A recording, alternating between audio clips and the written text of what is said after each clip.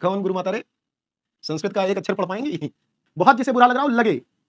12th ma'am पढ़ाएंगी। लेकिन ऐसे सस्ते लोगों को मैं शिक्षक नहीं मानता जो सिर्फ इस वजह से साहित्य पढ़ाते हैं कि उनका व्यापार है वो। 12th ma'am पढ़ाएंगी। कौन सी मैम पढ़ाएंगी तुमको?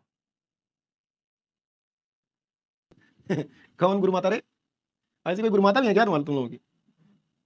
हैं? संस्कृत का एक अक्षर पढ़ पाएंगी? मतलब ठीक है, मैं 12th में संस्कृत पढ़ा रहा था। एक जगह एक वाक्य आया। क्या था?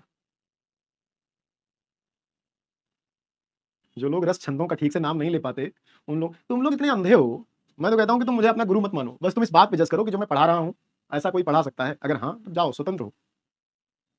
पता नहीं किसको किसको तुम क्या क्या बना लेते हो और एक अक्षर उनको खुद नहीं आता।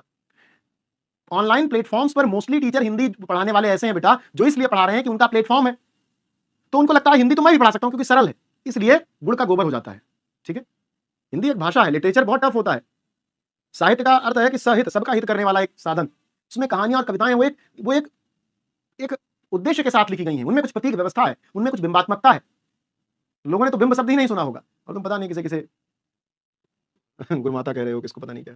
और ये तो मेरी क्लास में मत किया करो। थोड़ा अच्छे लोगों का नाम लो, कुछ अच्छे टीचर्स का नाम लो जो स्टैंड भी कर सकें, जो एक लाइन का मेरे जवाब भी दे सकें। सस्ते लोगों का नाम मत लिया करो प्लीज।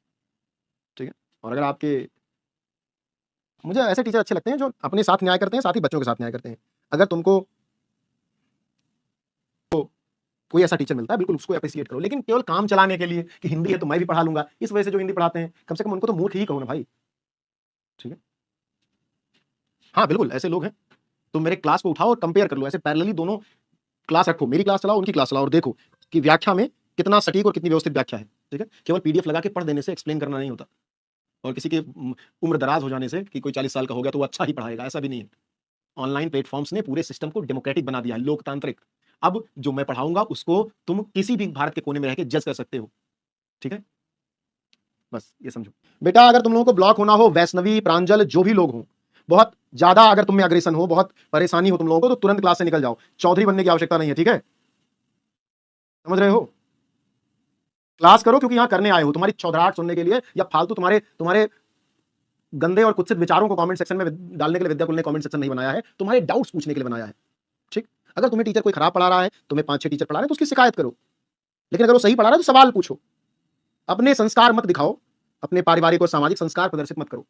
ठीक है, बहुत क्लियरली सुन लो। बहुत जिसे बुरा लग रहा हो लगे, ठीक है, लेकिन ऐसे सस्ते लोगों को मैं शिक्षक नहीं मानता जो सिर्फ इस वजह से साहित्य पढ़ाते हैं कि उनका व्यापार है वो। ठीक, समझ लो इस बात को।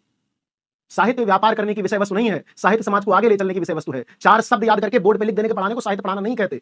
कबीर का एक दोहा ठीक से एक्सप्लेन कर दे, पढ़ाना छोड़ दूंगा मैं। ठीक से कबीर का रहस्यवाद पता भी नहीं होगा उनको कि किस चीज का कबीर में रहस्यवाद है, किस चीज का। तुमने किससे पढ़ा मैं नहीं पूछ रहा हूं, लेकिन मेरी थाली में अपनी गंदगी मत डालो ना बेटा। मेरी थाली में अपनी गंदगी मत डालो, अपनी गंदगी अपने पास तक रखो। मैं पूछ नहीं रहा हूं, अब मेरी थाली में अपनी गंदगी डालोगे तो फिर मुझे तो फेंकना ही पड़ेगा ना उसको।